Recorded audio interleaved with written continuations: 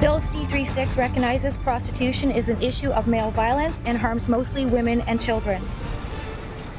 The voices that claim prostitution is a choice only represent a small few and are not a fair representation of the mass numbers of women who want out. No women should have to accept violence to put food on the table for their kids or pay college tuition.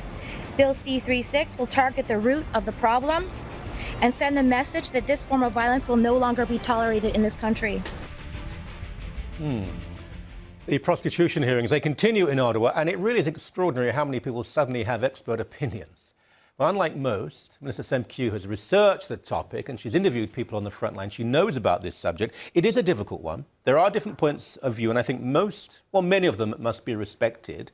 But what have you found out? What have you concluded from all the people you've spoken to? I've been watching the committee hearings very closely since Monday when they started. And of course, they're ending tomorrow, by the way. And what I've found, at least in sort of how the media has been covering them, is that the message that Natasha Falley was trying to convey there and the message of former prostitutes is really not being conveyed. That there are certain things that the media and the opposition are latching onto in order to distract from messages like that one. And one of the topic, of course, I'm talking about is the sort of controversial interaction that I'm sure most people saw on the front page of their newspapers this morning between Tamia Nagy, who, of course, she's a former prostitute. She is a victim of prostitution. She suffered at the hands of 3 Russian men who raped her. She gave a very emotional testimony in committee, and a Conservative MP tried to ask her a politically charged question, perhaps poorly worded. Let's show the clip so that our viewers can know exactly what we're talking about.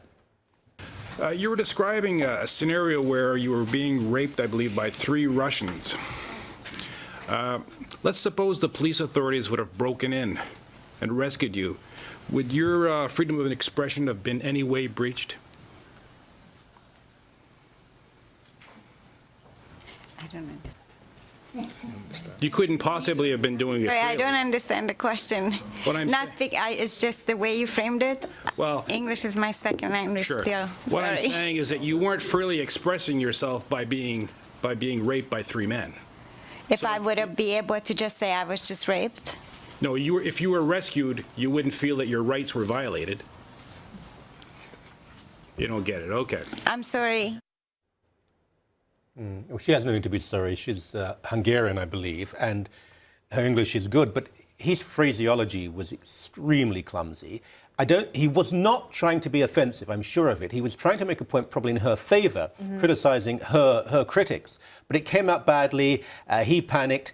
But it has nothing to do with the debate at all. You're absolutely right. The point he was trying to make is he was sort of going back to a conversation that a pro or an anti-conservative Bill C-36 person was trying to make. And that is making it illegal to communicate for the purposes of prostitution and also banning advertising is a violation of my charter right to freedom of expression. Exactly. And that's what he's trying to say. He's trying to point to these horrific situations and say, did you feel like you were being violated of someone? But of course, it was poorly worded. Yeah, he was gauche and he was crass, but it's irrelevant. It's irrelevant. And the point that I want to make here is that no one bothered to ask her how she felt about it. Good point. And except for we did today at Sun, and they held a press conference specifically because every single person was talking in the media was talking about this as if, look at this Conservative MP. Some people calling for his resignation. I know. And today she actually gave a press conference, and here's how she responded to it. Great.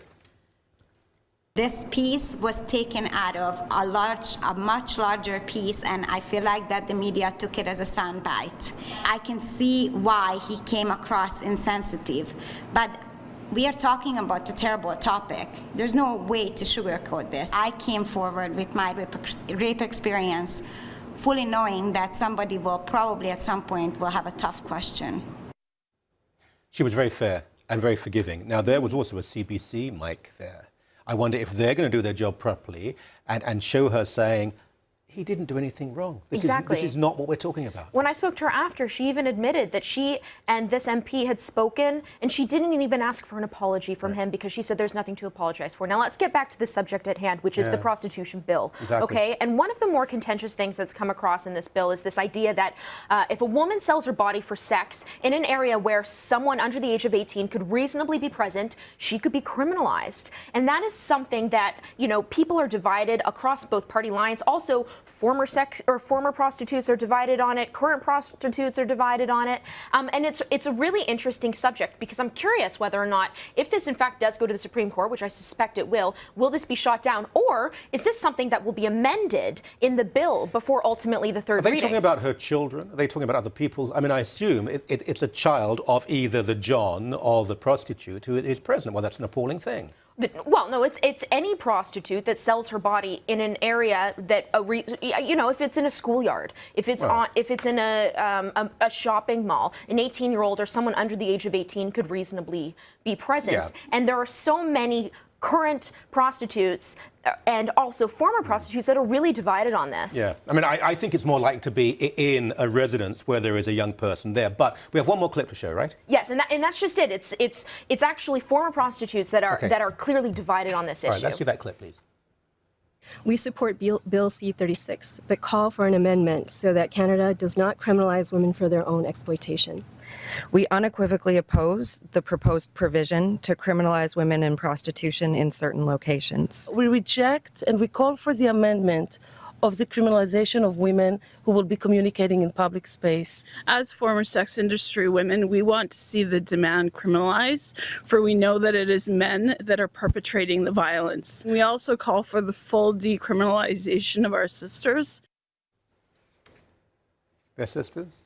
Well, I mean, these are women that used to work in this industry, and they recognize that they were victims at the time, and that people that are still in this industry are victims, and they don't want to see them criminalized. Now, it's interesting because Rick Hansen, he's the Calgary chief of police, and his response to this, he's very much in support of this bill. His response is, we see this problem happen all the time, and we need some sort of recourse to be able to address it, because these women, whether they like it or not, may inadvertently be influencing someone under the age. But, Michael, is the response to criminalize them, to put them in jail for it? That's one of the things that I think... A lot of what he's talking about, it does involve the Native community. There's a certain context to it. I still think this is a complete mess. I think the debate has been sidetracked. There's digression. I don't think we're getting to the real issues. And I think it's been polarized by politicians on all sides, by a certain feminist analysis of the situation, and a very puritanical one. But we're out of time. I appreciate it. Thank you. Thank you.